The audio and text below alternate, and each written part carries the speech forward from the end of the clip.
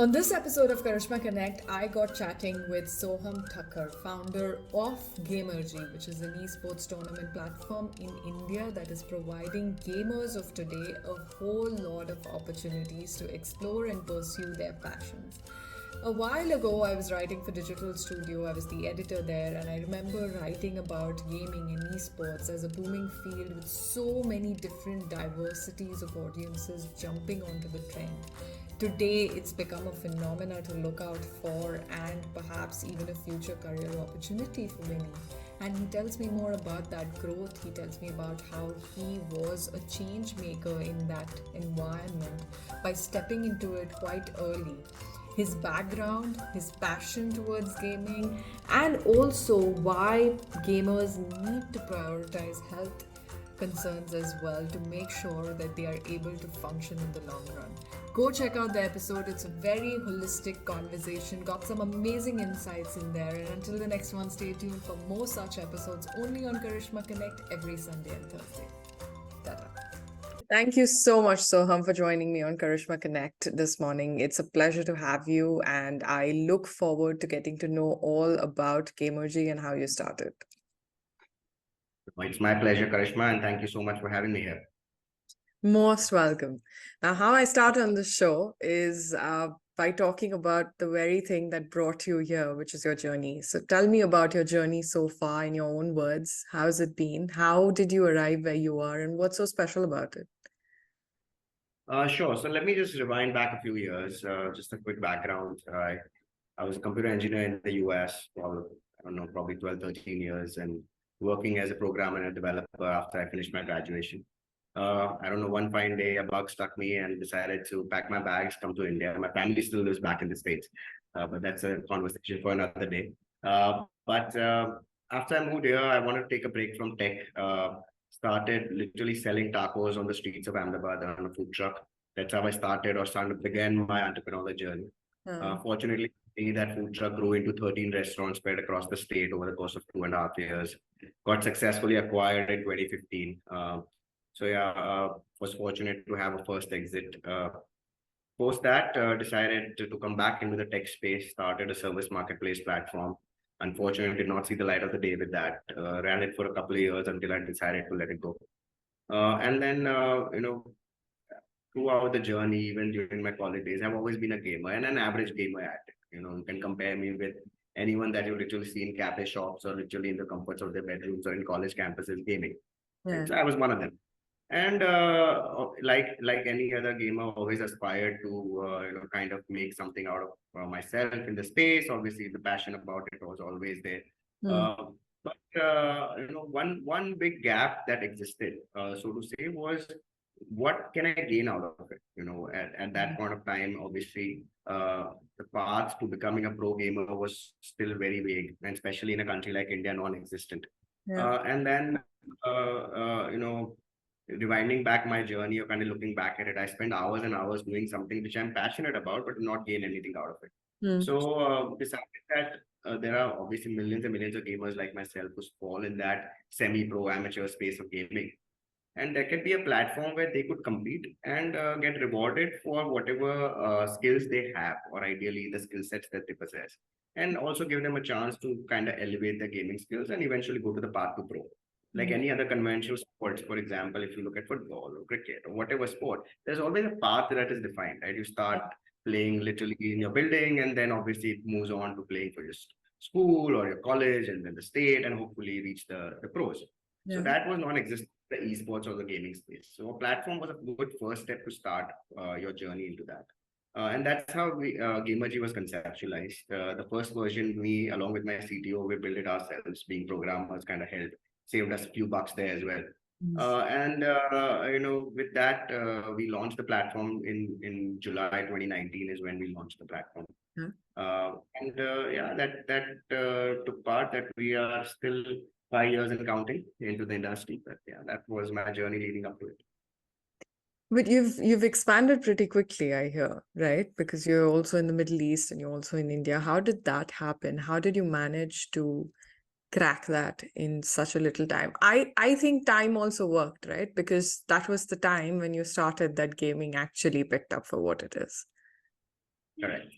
Absolutely, and kind of I wouldn't call it fortunes were in our favor because I don't consider COVID as a part of our fortunes, but definitely it did shape the industry pretty well. Once which was always considered to be a subset of the media or the entertainment industry now is looked upon as an industry by itself. So obviously there is a lot that has evolved in the last 5 years in the space.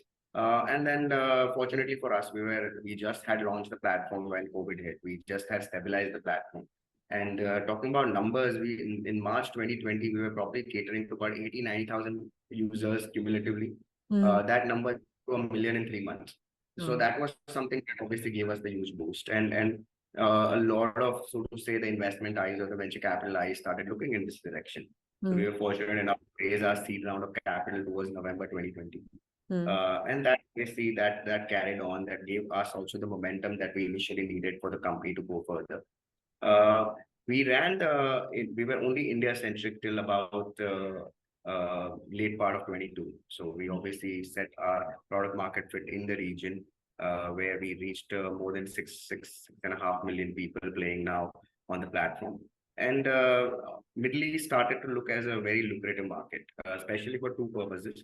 One, obviously, the initiatives that respective, so to say, authorized bodies were taking in the space, whether you look at Saudi, whether you look at UAE, the kind of investment slash initiatives that are taken by the Saudi Esports Federation or the Dubai Federation, also look at the space.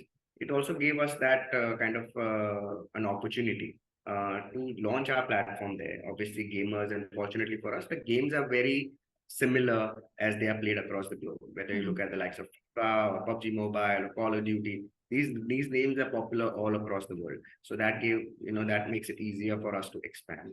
And then Middle East seemed to be a good market, especially from an ARPU standpoint or average revenue per user standpoint as well, because it's obviously a better paying market than compared to India, where India provides a lot of volume.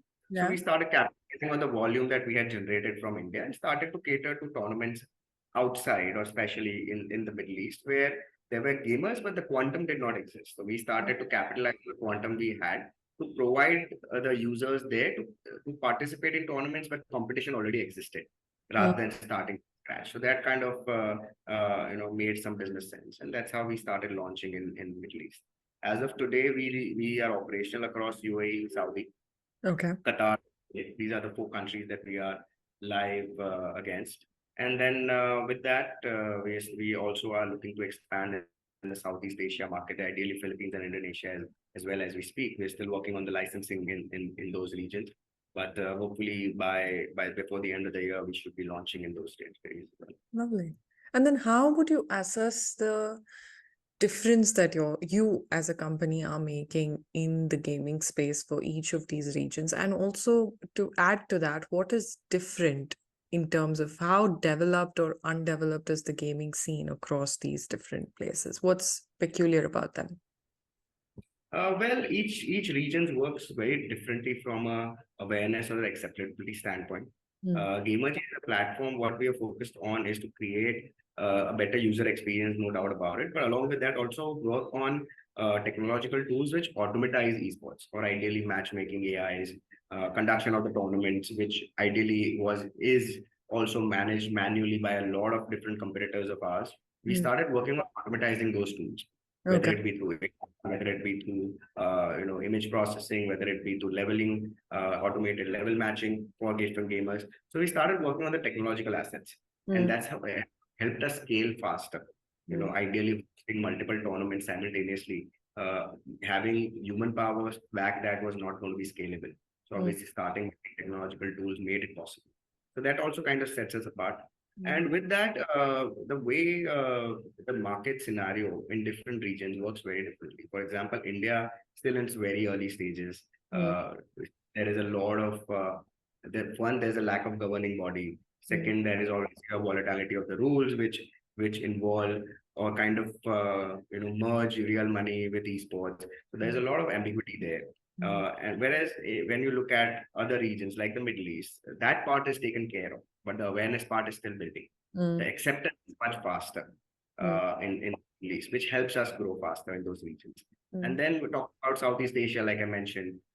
It's a developed market. I mean, Southeast Asia esports has been there even before it was probably existent in Europe, right? After the US, probably Southeast Asia grew faster with the likes of Koreas or the Singapores and obviously Indonesia, Philippines, etc. They started growing and accepting it much faster. So that is obviously a no-brainer market, which is going to be competitive as well, but definitely easier acceptance of the market. So yes, each territory works individually, but we keep focusing on what our core strengths are, which is tech and the traction that we have gained so far to provide instantaneous tournaments or the quantum of tournaments. And that is something which we want to leverage upon. Tell me one tip that you would give to people who are looking to streamline user experience across their platform. What do you think is most important?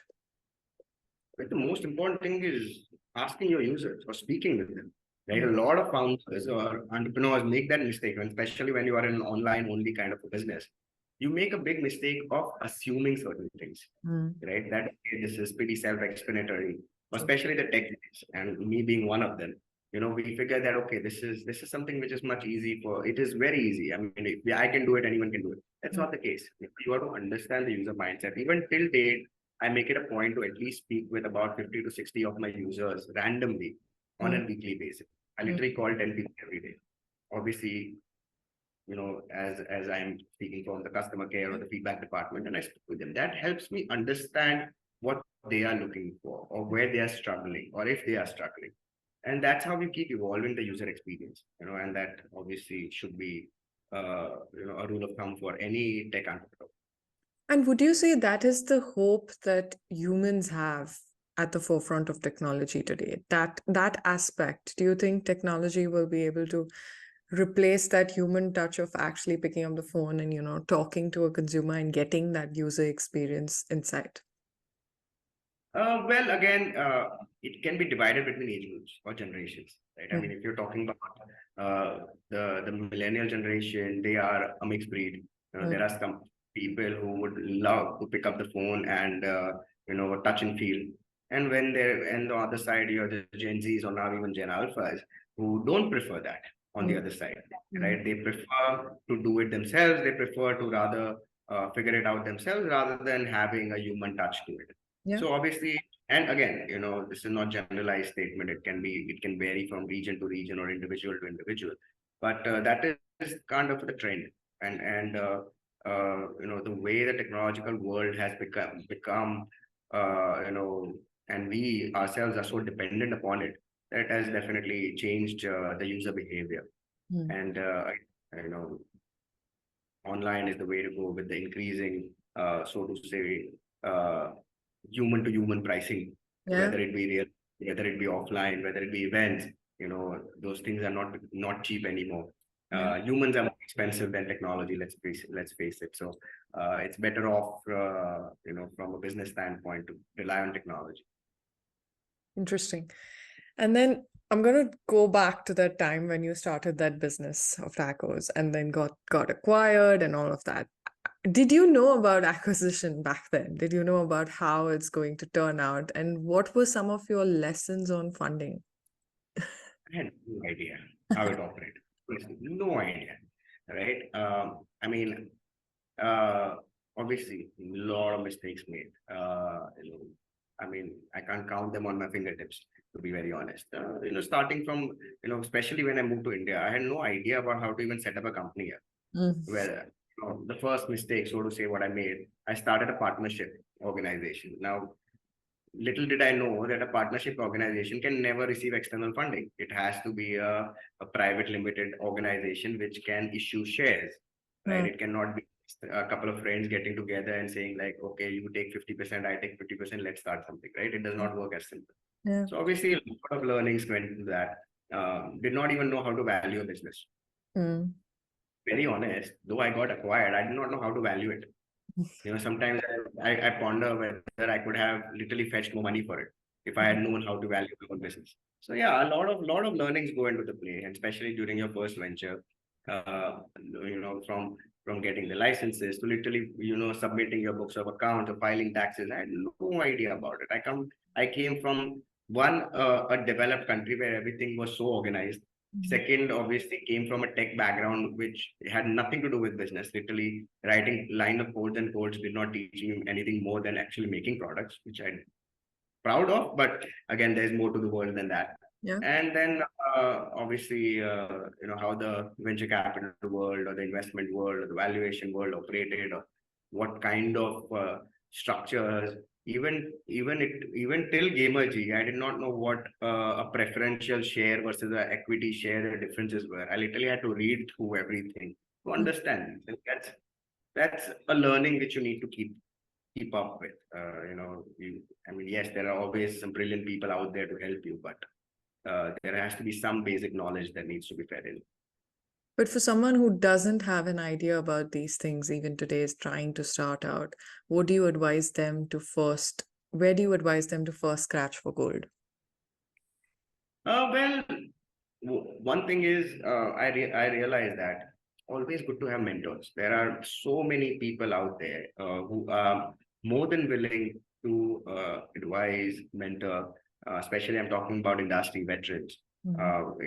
And one thing is for sure, we don't know everything. It's first the first step is to accept the fact that you don't know everything. Right? A lot of founders make that mistake by saying that I know everything, and I'll figure it out. And by the time they realize it, it's too late. Right? So it's better to have the right set of mentors, right set of advisors. And literally, I mean, I have my advisory board, and not one of them I knew beforehand. I literally went on to LinkedIn, literally cold messaged a few people saying that, hey, I need some advice, I need some mentorship, and would love to at least jump on an introductory call. And then the rest follow. Right. And now I have a great 3 people mentorship team who work with me for any small or little things that I might not be aware of, whether it be gaming, whether it be non-gaming. They actually guide me in a lot of things. So that is one thing that I would definitely suggest early time founders to have good mentors, and read. I mean, good old reading never hurts, right? I mean, Even today. Yeah, there is enough knowledge floating out there, and it doesn't hurt. Yeah. So those are the 2 things that have at least helped me. And then what would you say about entrepreneurship? How has your perception about entrepreneurship evolved over the years? Well, like any other guy in the mid-20s, I figured when I started that being your own boss is the best thing in the world. True. Right? I mean, I don't want anyone telling me what to do. I don't want to depend. But then you also have to understand the fact that it's not a jolly ride. I mean, tomorrow, if anything happens in your office, it is your responsibility. Versus when you're working as an employee, you don't have to worry about whether a PC is broken or the AC is not working. When you start off, you actually have to worry about all of those, Yeah. right? And obviously, you are always answerable to your, either it be your customers, either it be your investors, either it be yourself. To be very honest, right? So it's great. I mean, I personally love it, but you know, it's not as easy as just writing CEO on your business card. Yeah. Right? And to till date, I'm not a CEO of my company, though I founded it. I don't have a CEO. I am an acting CEO, but I am not a CEO. I have not earned that position yet. So be very clear of the fact that just because you founded a company does not automatically make you a CEO who knows everything. CEO is a designation that comes with experience, does not come with just founding a company, right? So it is something where it's a good challenge to have, but be prepared. That's an interesting point. You said that there's also a difference between, and that difference is very big between a founder, because I've seen many founders call themselves a CEO. They may or may not be prepared for it. But that difference of experience that you mentioned, that is very interesting. I'm going to get into the gaming industry right now, and tell me, what do you think is the future of it? Currently, of course, it's on the boom. I'm also seeing a wide range of female gamers come into the industry, a lot of different age groups as well. What do you think is the future with all of this going on? The future is definitely bright, but still in a stage of ambiguity. It'll definitely shape up to be something which can be treated as a parallel medium of entertainment, like either conventional sports or comparable to even literally the entertainment space in movies, right? It's the content consuming or the level of engagement and also obviously the level of participation is on a rise as we speak. So definitely the future is very bright. When it comes to the company or the corporate space, that is still, so to say, a right mode that the industry is trying to figure out. Whether publishing games is the right way to go, or creating content, or even becoming yourself as a gamer, or getting involved in developing motion graphics or animation. So there are a lot of parallel industries that work into gaming, and all of them are so to say, the pillars of building the stepping stone to the industry being successful. Right. So it is definitely on a rise, and especially in regions like MENA, for example, where there's a lot of support from authorities, makes it much more lucrative of a market compared to areas where you're literally fighting with the authorities for taxation laws, right? So it definitely is on a rise in a few regions. Some regions will catch up, like any other new industry goes through those challenges. But the future is bright, and just my 2 cents on people who are willing to enter the industry. Yes. Gaming does not mean just playing games. Like what I mentioned, a lot of other parallel careers that go with it, right? So, yeah, I mean, brace yourself. It's definitely something which is going to create a good future. And do you have something to say for gamers specifically to keep in mind when the ones who are just starting out? Well, see, gaming is definitely it'll require time. It'll require you to put in efforts, like what you do. If you want to become a football star, it does not happen overnight. It requires skills. It requires hard work. It requires practice. And if you really want to become a pro gamer, you are actually. If I wish I was in my early teens.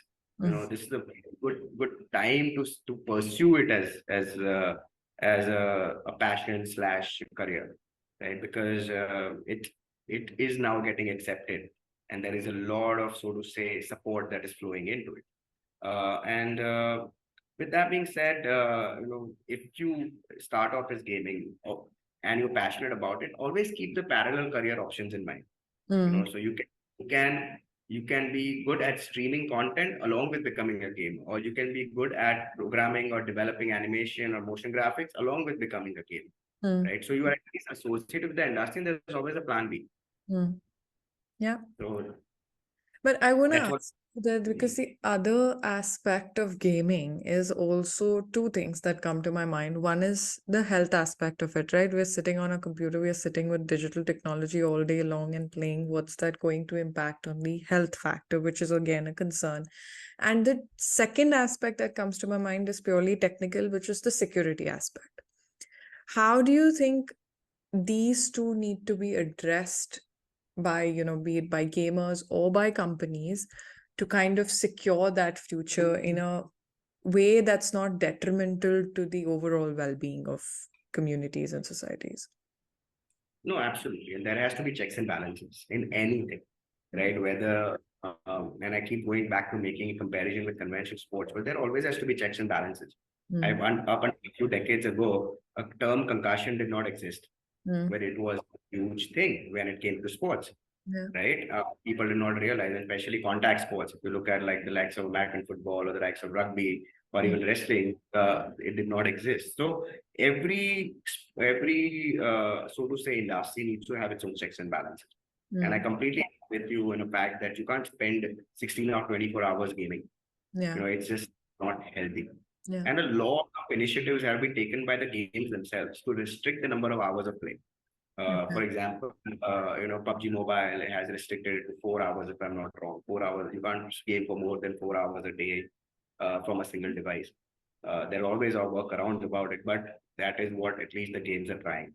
And also from a security standpoint, I mean, data security stays at the crucial peak, where it's for generally in technology. Not only but generally in technology, data security is something which becomes very crucial. And unfortunately, companies themselves cannot. But the organizations or the authorized bodies can take appropriate actions to make sure that, like for example, how the GDPR norms are in Europe, norms like these need to be set very clearly by the authorities to make sure that the security, or so to say, the data privacy is also something which is very closely followed. Going back to you coming back, I'm really curious to know throughout the episode, what made you come back from a country that people fascinate about or like fantasize about, and then come back to India? And I'm asking you this in a very personal space, because I've had several guests on Karishma Connect who have taken a similar decision, similar route. And they've always had, of course, they have always credited the market for it. But I want to know, what do you think about it? What made you shift back? Well, two things that made me shift back. One was I wanted to enter the entrepreneurial space, and I did not come from wealth. Right? Setting up a business in the US was cost intensive. To be very honest, in a developed country, everything is expensive, right? I did not come from capital. So that, and also the pace at which India was growing at the moment, and it still is, right? It provided a perfect backbone to start my entrepreneurial journey, and obviously team building as well as gathering resources was much easier and cost effective in India as compared to it in the US, right? So that is one thing that motivated me. And and personally, I wanted to do something a little more, so to say, out of the box, to be very honest, very cliche, but out of the box. And a developed country was not the right platform to do it, because your margin of error stays very negligible because the costs are so high. Your margin of error stays very negligible, which India, like I said, I've had two failed ventures. One of them exited, when one successful exit, the fourth one I'm still on. So India provides that room for error, because at the end of the day, I did not end up literally selling my house to just start a business. Right? So that was one thing that motivated me. Other than that, I did not move for any personal reasons. Though I am an Indian by origin, but I don't have any family here. Even till date, I don't have any. That's why I was curious, because you're. Yeah, I mean, nobody lives. Now, obviously, things are different. But when I moved, I did not have a single soul that I knew, in except for some very old friends which I knew from probably early school days, who obviously changed over course of time, but I did not know a single soul. So you were brought up in US and then you came here. I was born here. I was here till my school, middle school, and my family shifted to the US, and then the rest of the life was there. And then obviously then I moved back on my own. Like I said, it's a conversation for another day, where I had to face a lot of family challenges and a lot of people mentioning. And obviously at that point of time, I was engaged, and my wife now, and that time to be, did not want me to go. A lot of things that but now obviously things are different. I proved myself that I belong here, and I'm happy at it. And it's definitely a great place to start. It provides with that startup friendly. I'm not talking from a legal perspective, but at least from an infrastructure perspective, startup friendly infrastructure. You can get people who are talented at an affordable cost. Real estate is cheap, let's be honest, comparatively. Very true. And more than anything, it's a large market to serve. Your product market fit, it's a perfect place to test your product market fit. I mean, I couldn't have found a better place to start Gamerji than India, because it is a perfect. Where else will I get a product market fit of a few million people to start? Right. Right. So that is where India seemed to be the perfect place. But there are culture shocks that happen as well. Don't you think so? Yeah, but then that is anywhere in the world, right? I mean, you pick one from anywhere to anywhere, there are always going to be cultural shocks. And it's upon an individual to either, embrace it, or kind of stay in the shock world forever. And yes, there were initial cultural shocks, like, a lot of things were unregulated, like getting a license or setting up a company was a nightmare. But then you start to love those challenges. Yes, And then that's obviously, exactly what I was going to come to. Yeah. That once you right, embrace it, I think it becomes, it embraces you, I think. It just kind of you works. start, and the popular Indian term jugaad kind of faded Yes. away. It gets into the blood. Right, tell me about On that note, thank you so much for sharing your journey with me. It's been a pleasure. It's rather unique. When I entered the episode, I didn't know what would unfold, but it's extremely interesting. Thank you so much, Soham. it is my pleasure, Karishma, and thank you so much for having me here.